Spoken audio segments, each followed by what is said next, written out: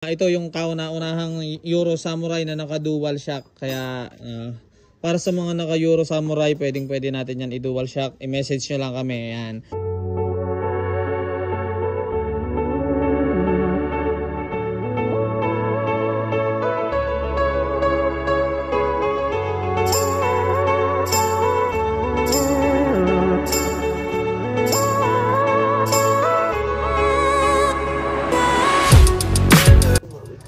Ayan mga idol, meron tayong gagawin ngayon dito na hindi Honda Click.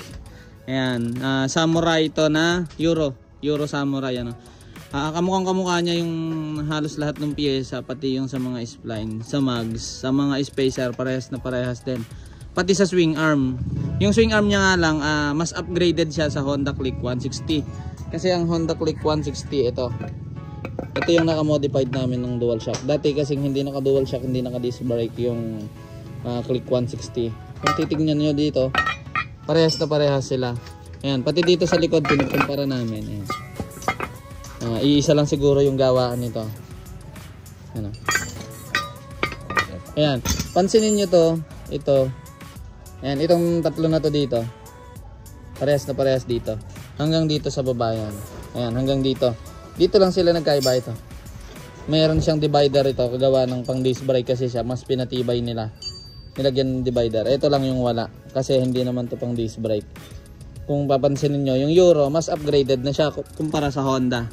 Pero syempre, hindi naman natin siya pwedeng ipagkumpara at magkaiba sila ng brand. Ayan. Idudual shock natin siya. Aalisin natin ngayon itong in-upgrade nila na yan. Idudual shock natin saka i-disc brake. Babaguhin natin yung kanilang kabitan ng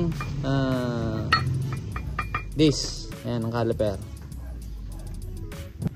Ayan sa mags, parehas na parehas din ang kaibahan ng nakapang disc brake to. Siguro itong disc niya kamukha din niya sa mga PCX. Apat yung butas. Doon siguro kinuha yung disc plate nito. No? Kung papansinin nyo pati dito sa likod, ayan, parehas na parehas siya. Sinubok din namin dito yung pang Honda Click. Ayan, itong pang Honda Click naman na mags, pasok na pasok din. Kaya masisigurado ko to na parehas na parehas siya ng pang Honda Click yung mags. Ano? Ayan. Kaya yung mga naka Honda Click 160, kung may magpapalit ng mags ng Euro, pwede sa inyo to.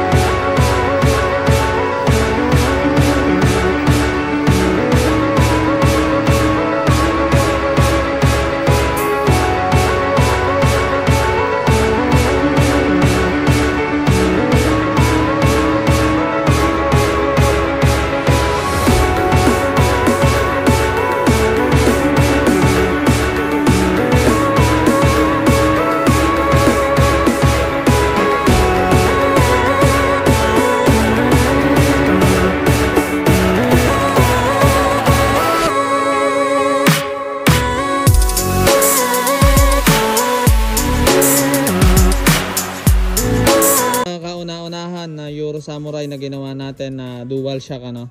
Kung makikita nyo kasi mga idol, ang Samurai ay stock niya naka disc brake. Ito yung ginaya niya mga idol ay ang Click 160 at gayang-gaya naman siya pati sa swing arm mga idol. Ayan, hindi natin yan maipapagkaila kasi tinignan na namin at talaga namang gayang-gaya. Yun nga lang, upgraded yung kanila, naka disc brake na. Yung disc brake niya mga idol dati nandito sa ibabaw nito yung caliper. Hindi siya pwedeng lagyan ng pan-dual shock pag ganun. Kaya inilipat namin dito sa likod, parang sa NMAX na yung itsura niya. Ayan, ito yung kainaman sa Samurai kasi naka disc brake na. Ayan. Kung makikita nyo yung disc plate niya, palagay ko ikakasya dito yung pang PCX. Ayun nga, yung pan-dual shock yun yung ikinabit namin. Ayan, at nandito yung may-ari mga idol. Tatanong na lang natin kung ano masasabi niya sa pagkakagawa natin. Ayan, sir, ano masasabi mo pagkakagawa natin sa yung Samurai? Maganda at saka pulido talaga yung pagkakagawa. Makikita mo talaga sa pagkakaano pa lang. welding ng paggawa ng lalo ni swing. Ayun. Yun nga lang talagang matagal mga idol Ayun. Talagang matagal gawin lalo na to kasi tinanggal pa namin nga yung kabitan ng kanyang dual shock saka may mga kasabay kasi itong ginawa namin. Ito lang yung pinakalas na nangyari. Ayun. Siguro din ito yung kauna-unahang Euro Samurai na naka dual shock kaya para sa mga naka Euro Samurai pwede natin yan i-dual shock. I-message nyo lang kami. Ayan. Para naman sa mga gustong magpagawa, ang location namin St. Joseph Homes 1, Gulod, Cabuyao, Laguna. Huwag na lang kayo magte-text mga idol, tawagan nyo na lang direct yung aking cellphone number kasi hindi ko rin kayo masasagot kasi busy din kami at pati ako kasi gumagawa dito sa shop mga idol kaya hindi ko kayo masasagot yung inyong mga text kaya nilalagay ko yung number ko para tawagan nyo na lang. Ayun. Para naman sa mga hindi nasasagot sa message kagad mga idol, yun nga sabi ko sa inyo, pwede nyo siyang tawagan. Ayun. Maraming salamat at ride safe sa inyong lahat. Ang gawaan natin dito mga idol ay lifetime warranty naman yung paggawa yung service natin. Pero lang sa mga piyesang ikinakabit kasi ang piyesa ay sadyang nasisira o kahit anong bagay ay sadyang nasisira naman. Ayun. Maraming salamat at God bless sa inyong lahat.